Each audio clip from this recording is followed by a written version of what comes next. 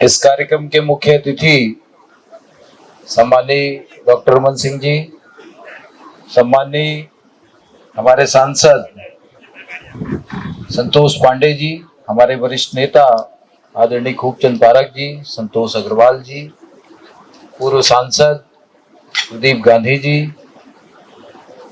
भैया दिनेश गांधी जी, सचिन बघेल जी, कोमल सिंह राजपूत जी, राजेंद्र गोलछा जी, नीलू शर्मा जी, हमारे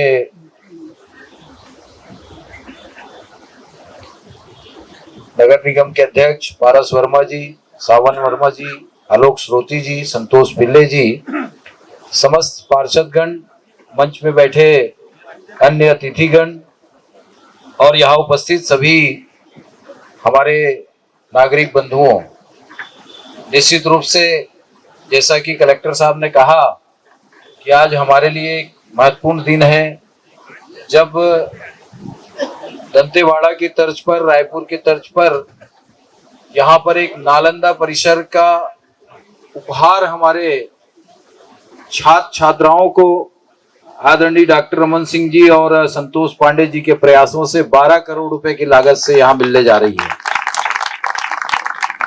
जैसे ही ये ऊर्जा पार्क खत्म होता है, उसके ठीक बाद जो जमीन है वहां पर इसका निर्माण होगा और 12 करोड़ रुपए की लागत से होगा। और जैसा कलेक्टर साहब ने बताया कि 24x7 यानी 12 महीना 24 घंटा चलने वाला ये योजना है, जिसमें 500 बच्चे स्टडी कर सकते हैं। हम जानते हैं कि ऐसे बहुत सारे बच्चे हैं जिनको यूपीएससी, सीजीपीएससी, व्यापम और बहुत सारे प्रतियोगी परीक्षाओं की तैयारी के लिए कई बार कोचिंग नहीं मिल पाता है, गाइड्स नहीं मिल पाते हैं या फिर उनको मटेरियल नहीं मिल पाता है। वो सारी चीजें इस नालंदा परिसर में रहेगा।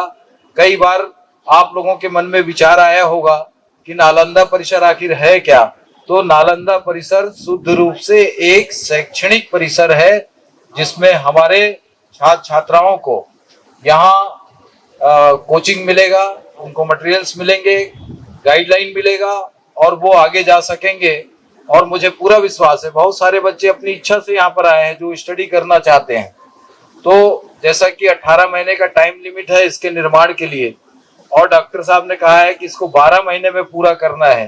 तो जो कॉन्ट्रैक्टर है, वैसे कॉन्ट्रैक्टर पर हम लोगों को विश्वास करना चाहिए, वो बिल्कुल 12 महीने में इसको पूरा करके दे सकते हैं, ऐसा मेरा विश्वास है। उसको मैं बुलाऊंगा भी निकुंज को यहाँ पर, यदि है तो आजा भैया। इन्होंने जब भी इसके पहले प्रेम सिंगल जी और उन्हीं के काम को आगे बढ़ा रहे ये, तो जब भी हम हमारे कारपोरेशन में काम किए हैं तो समय सीमा में और बेहतर काम करके दिया है।